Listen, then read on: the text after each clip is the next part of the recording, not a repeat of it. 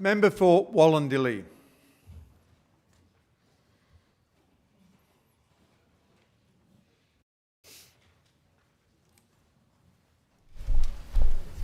Thank you, Mr Speaker. My question's to the Premier. Premier, last year I was elected to deliver a major project as my community is fed up with the Picton Bypass not being started. With a report after report, it's like having a table set each time for dinner, but when you sit down there's no food. Premier, it's pretty simple. How much will the Picton Bypass cost, and will you support its funding in this year's budget? Premier. Thank you, Mr Speaker, and I thank the member for her question. I don't have a final costing for the Picton Bypass. I don't. I think it's important that the House know that it's hundreds of millions of dollars. However, it's not small. Member for you're opposed to that? Member for Members of the opposition come to order and allow the Premier to answer the question. In any event, I can't give you a precise figure. We have committed with the Commonwealth Government $18 million to fund a business case, in addition to, I think, about $70 million between the feds and the state for upgrades on Picton Road. But the final cost for a bypass for your community, I don't have the numbers for.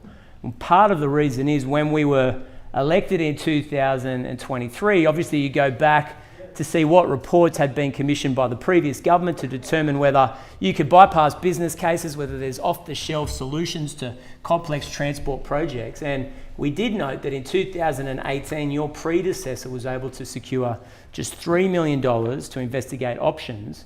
But after 4 years, no information was provided to government. We don't know what they did with the money.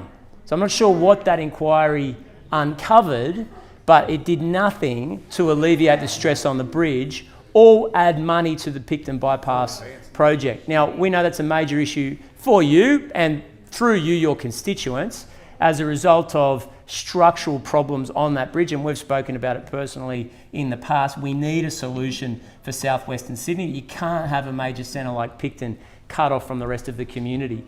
I want to work with you to make sure that we've got funding allocated to bring on the business case so that we can all have a good sense of how much this project is going to cost. But I have to say, and this is a perennial issue for the incoming government, 12 years of a lack of investment, particularly in infrastructure for Western Sydney. Am I wrong? Well, she knocked off your bloke. Order. This is great. I'll come back to this tomorrow. I didn't realise I was going to get such a big reaction. Member for Hawkesbury, I genuinely thought that was agreed facts. I didn't realise that you were opposed to my supposition there, Mr Speaker. But in any event, happy to speak with you further about it. I know it's an important issue. There's a lot of mirth and question time, of course, Mr Speaker, but this is an important issue, and the government wants to sit down with the independent member to get a solution for her community. After all, a genuine question about infrastructure for your community. You've had 2 months to come up with questions. What are we seeing in this question time? Lift your act, come on.